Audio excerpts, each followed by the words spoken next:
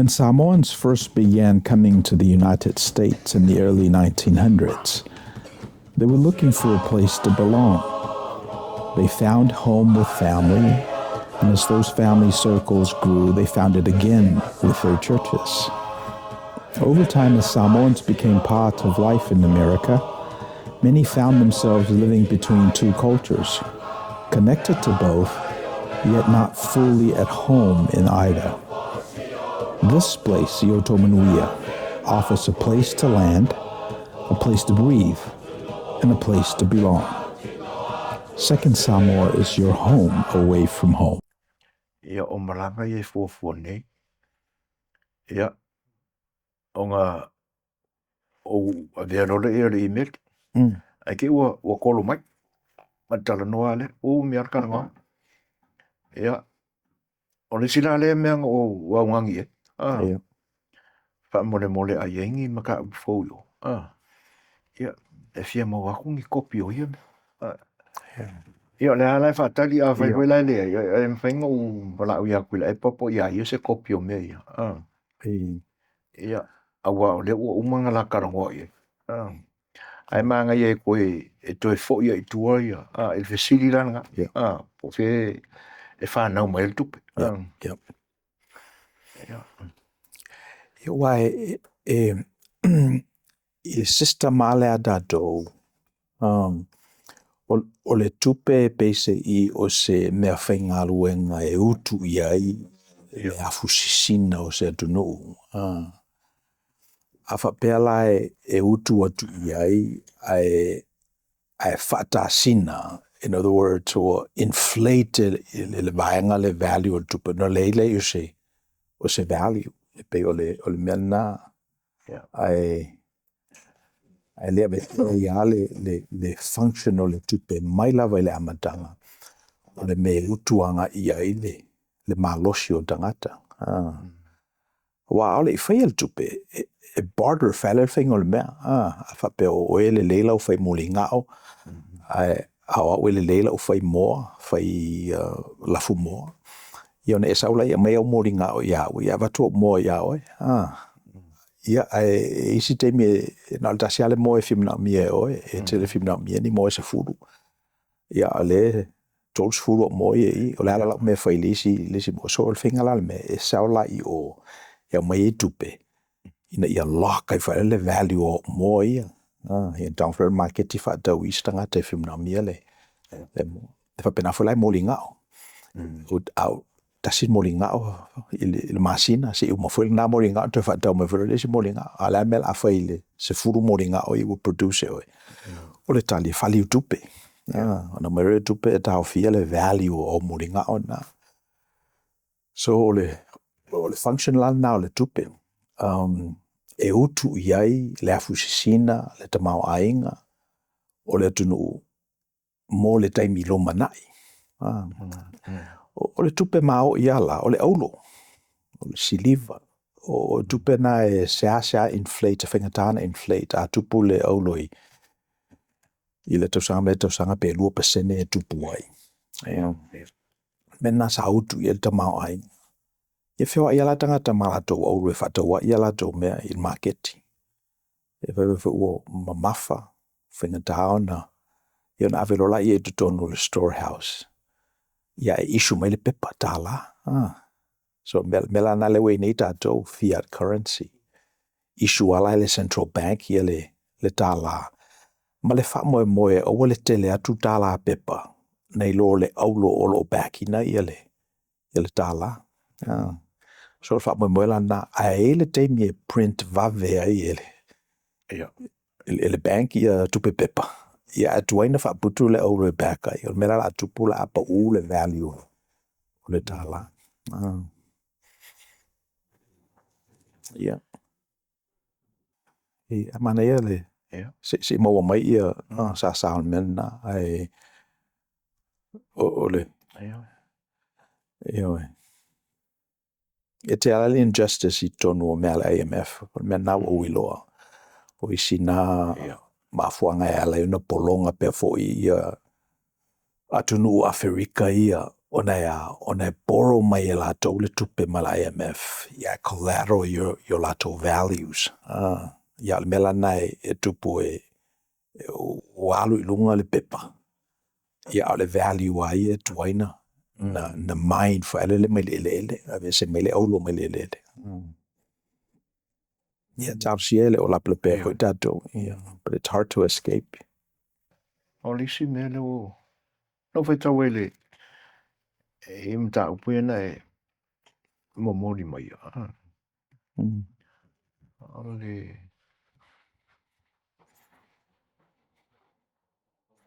tūlanga vai le. I whanave lave. Le ese senga o te pena ina o maliu. I tangata o se ainga. E pol nuho. Te mali. E se arta pena ngal maliu te mali. O te maita I mali. Ia, e se foi. Ia e. E pe o whaingale na. Mga isim ka upunga wao. E pe o le sina me maua mai le I mta upuna e te penaina.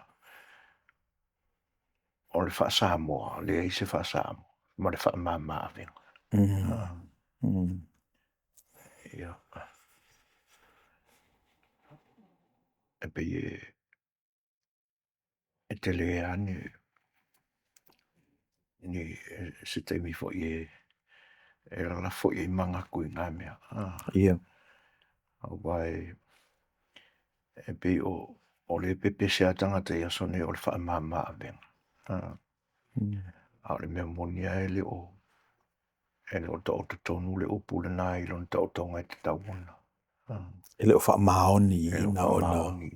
ona wha mama avenga. Wha mama Okay. Ia.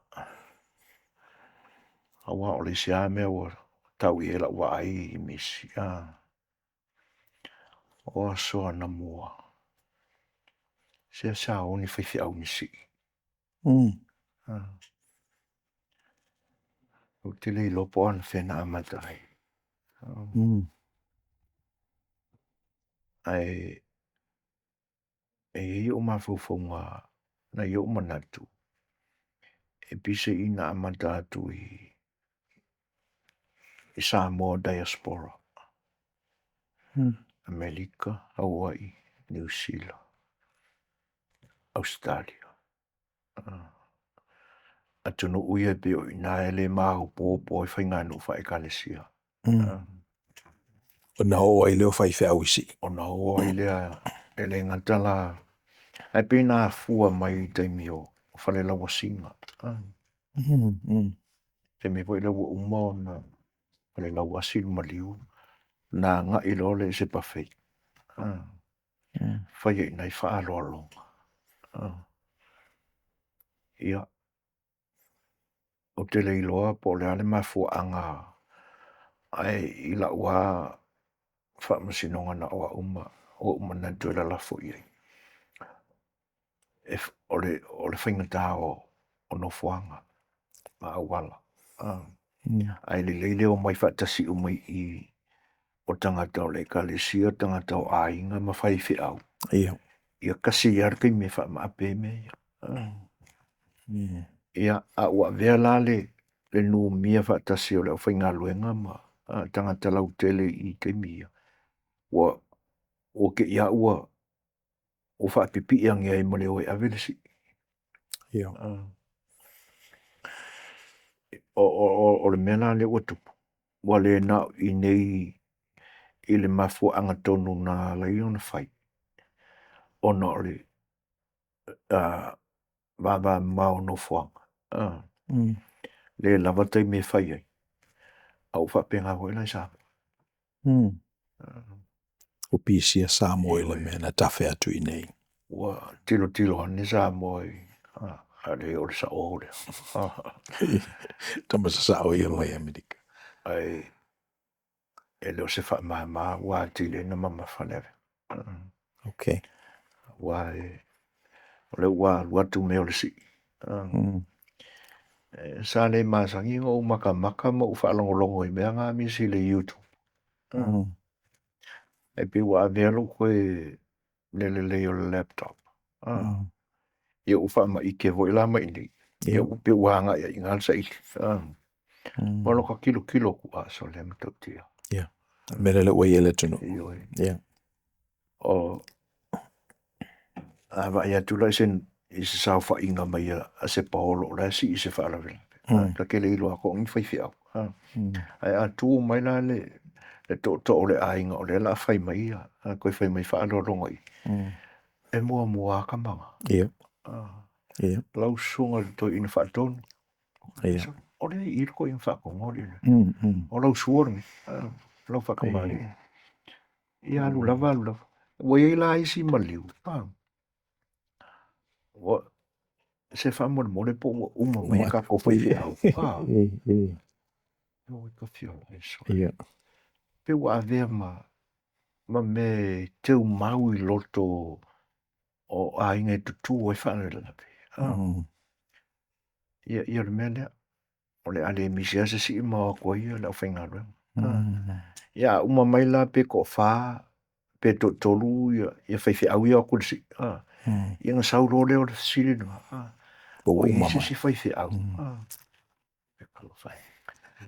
Se fatu la fisili le o le moangana le ata to e sui fainga e tu mau fa vai. I lau tilo I whaingo whalamelawe ua iei nei, whapopo iei mele na wo whai nei, lau PCA Samoa. O le ale whaavai lea e tu maupea. O le ale whaavai o mea na, o le ale philosophy manu lau tito whamanino o lo o tuditulia ia whalamelawe wha Samoa. E tati ia le suinga o whainga le ua sui nei. O le ale whaavai lea tu mau e te tauna, tu maupea. O fesili lena. Ia. O nga fea ngia ngā kupulanga nga. Na tupu ele manatu. Ia a maila le sua. O le o koe ese niu. O le ua sui le whangu champagne po le apain. Ia o le ata o le niu.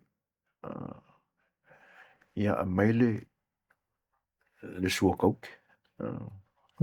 Sa masani o talo e a fifi lau ulu. O ngā kao le mauar ka isi. Ia e whaamela I le umu moa. Ia wale o toi e mea na. O le ua sui le kolu paunga ma le apamasi. Ia e pi o le fesuia ingana. A o le whaamaya. O le alu I meo o le sua. Ia. Ia. So pele o le whaavai o le whaaloalo o le lofa. Pele o le whaavai ele nā leo lo tu maupea. O tanga I e whai ele tangata pe awha pe whaaloalo I o. Pele o le whaavai ele nā. Ia wao le sila Filipi o le tupele nā. Pele o le whaavai ea o le tau mawhai o le tangata e utu le lona ngā lala I le self-esteem. Pe o le tipi le nā saikolosi, whamai o le si mafua ngai ala I ona whatetele a inga I mea, because they feel bad, ia la doa ia, they have a low self-esteem. O le mafua ngai manao ina ia sidi atu la lato ave I o, nei lole amai o I nei. Ua tu sa la pe ai tā lafu le whainga o le whaalawelawe le nei, ia alanga I whainga tā. Wāti le iala na mamafa. So le pena o le whaavai ea o le whaaloalo ma le lofa on the one hand, or flip the dark side o le melena o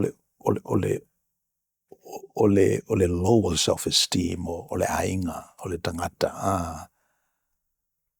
Pele o mea e nā o lo tu maupea e ui ana sui ia le niu, le tāpai, a le atu mau al whaavai le nā.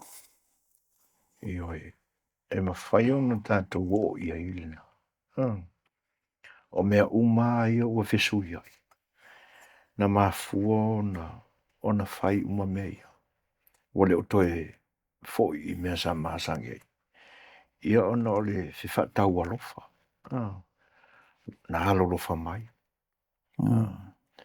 Ia. E pēla o le upuna o le whatau alofa. Na whatau foi le I le alofa. Ai e uia langa whesui ai ia. Ia mea ia.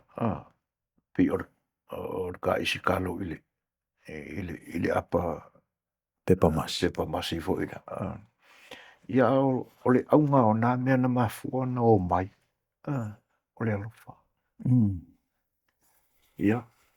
Mawai lona ele fole mole ina lau tau whaaloalo lau tau e te tau ao na o ngā o mako whapi.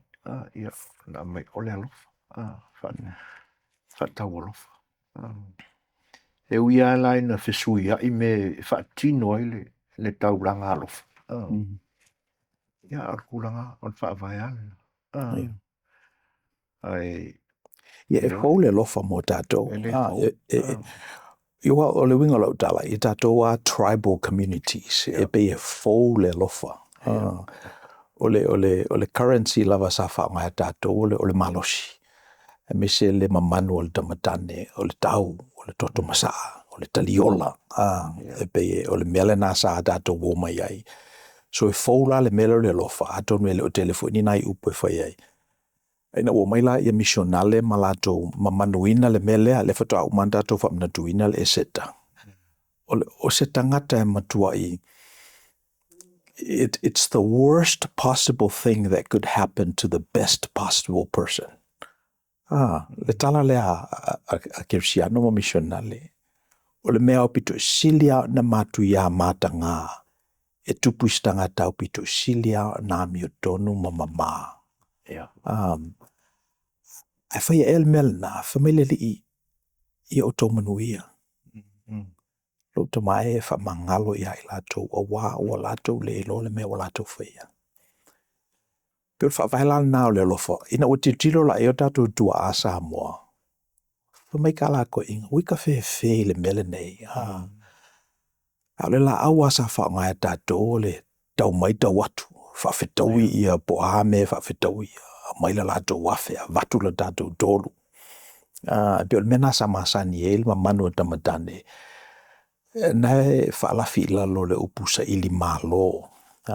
Ina walu aruala le itua nā whanua. Ua taua ilunga le au ina o ao le malo ma ua vema ta whai whao le tuno. Whamilan tala sa ili ilangi. Se ao lo malo. So le winga lau tala, pele o le whaavai ele nā le e whaavai le te leo mea, wa whaapela e le leile whaavai. O le utawhi atu su e le nā o le paua ia o le tinga ino o tangata, o le a taunga tā pia lava, whaalawe lawe alua ilu, pia whaapea o le whaavai o le whaavai. Le lope make sense nā tala, ai sui a whainga, sui whainga. Ia ai ole. Whaavai atu mau. E au ina whapena. E au ina ona o le manatuale nā e. Pēla ona e sauno.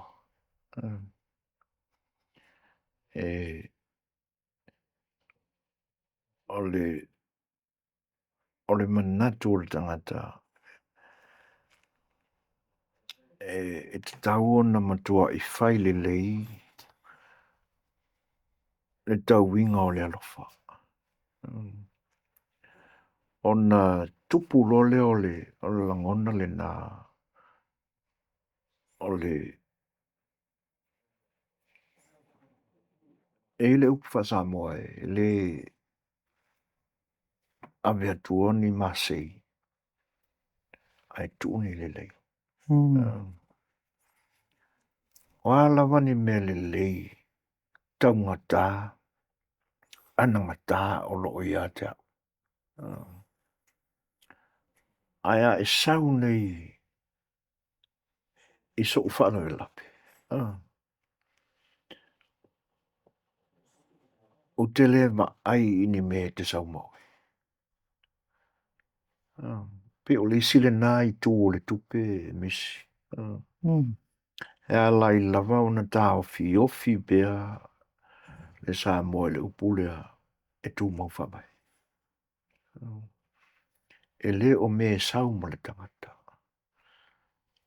A o le loto 48 e ali i le loto o le tangata ua sau. O lo uofo ina mai o lo wala. E tuu mai e lo tau au. E pa e mai e lo a au. E te wha ma whana mai.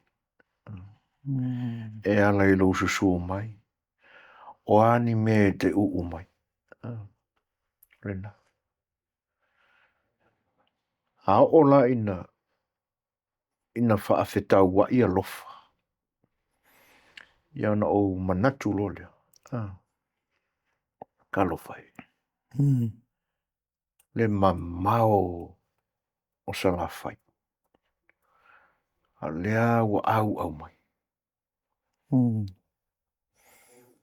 E le tango lima le uso. E vai si o nai. A ua le lafia e le atata o le lau. O no le alofa. Le a usa. Yo na tupu lola le langona le na. Na self-esteem o le tangata. Lau. Ave. E mafua yo na ngana pia ia tūla toa. Ko family. O le a vatua ni lele. Ni masei. Ai tuu ni lele. Ma whawhau misi e iele whaaloalo ana mua. E le o pai e iona poni. Ai ese lea le whaalinga o lea lofa o lea tua i lea whaaloalo. Pau winga ie ali ma upu ie langona i aso nei. E whaapea o le tautua.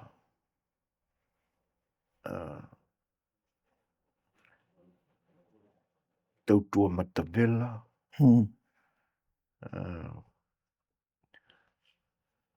Tautua ele. O se nati fo i lea po se matu pala e tō ona o se tautua. E le ainga. E ai lava se sotanga ma se pitanga. E sa kupu i onga pō mamai. Ana mua lava. A whaamali e ina le lotol tangata i se tautua.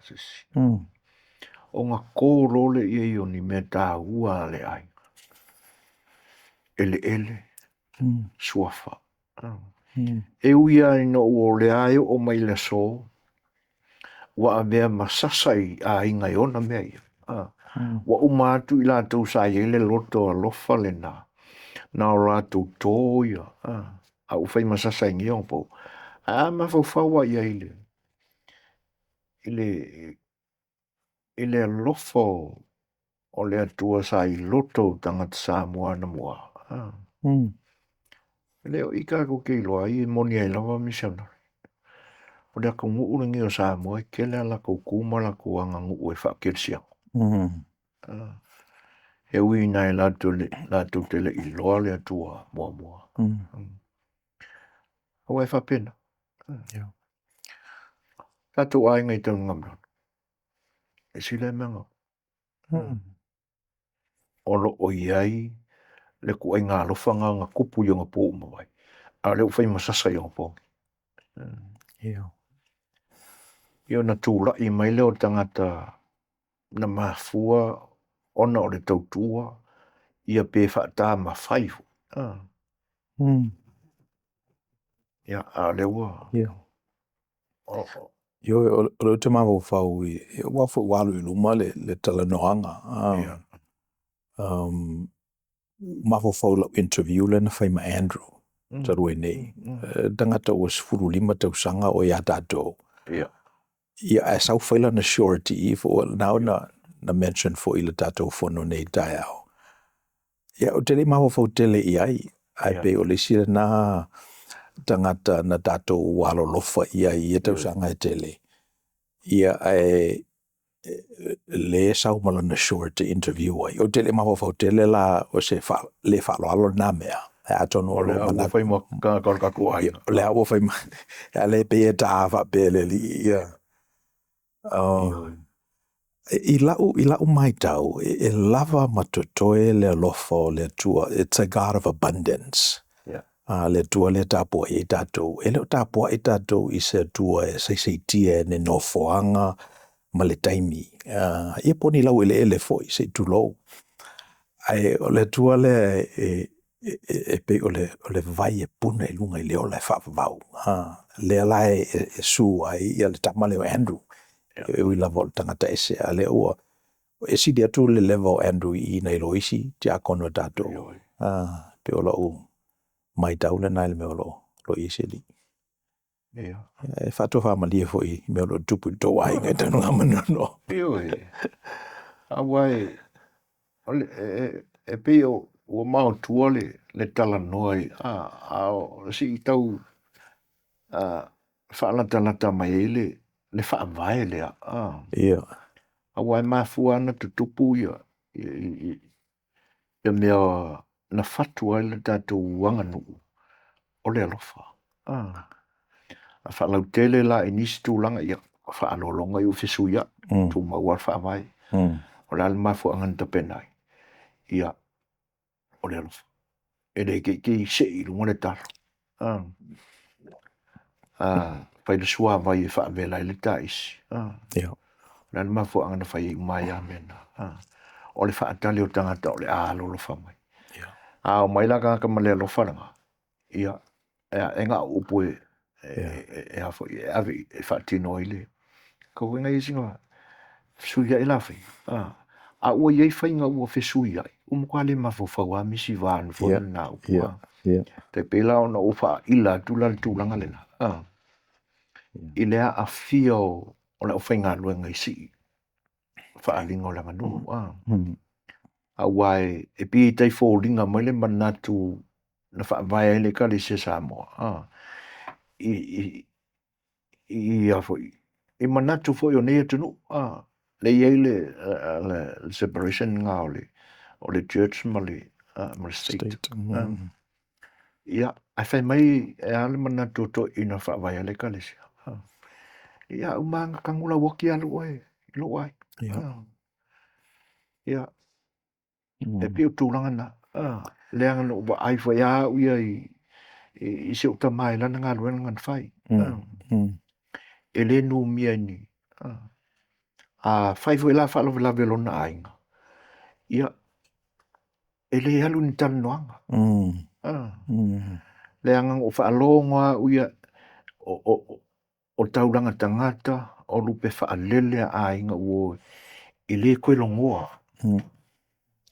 Ai e le tā fia pe au mai. Ia ai le o mai sāwa le valiu sa e le mai. E pe o tūlanga nāna I le kalesia na mua.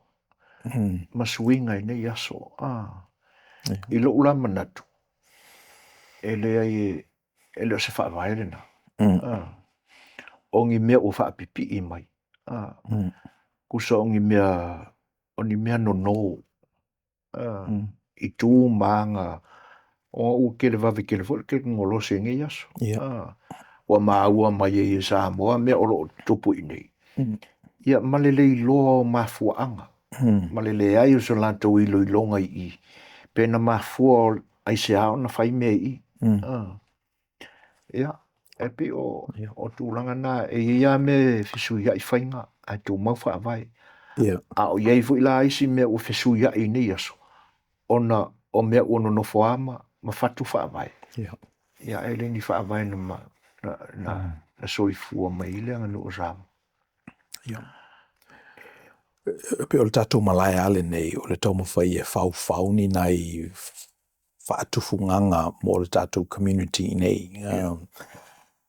E pe o le lau te tau mai tau atu.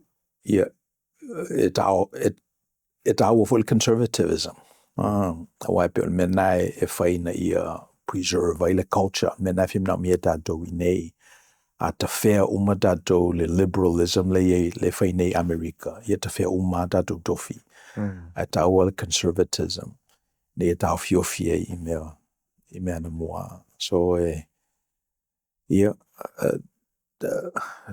e le se sao i nei e pe o le na le tam whai atu o le whanaunaunga o le malaile nei na le langa o nai me o tātou mai ta wina o me moni. I ona whailer fasili. Po wheo Manuia ai, i le tunu pele ai, a wha pele ai, i o tauna sui. Tauna tulai mai tangata tutoa la tau te sui ina i a mea o lo tau ai peo tātou tunu. Ia, le apine il tātara noanga, te lo ua o whesi umi. Ia ona tue whaawa wai lea. Thank you for spending time with us. If you found this content helpful, please like the video, share it with others, and subscribe to the channel so we can continue bringing these insights directly to you. Yo Manuia.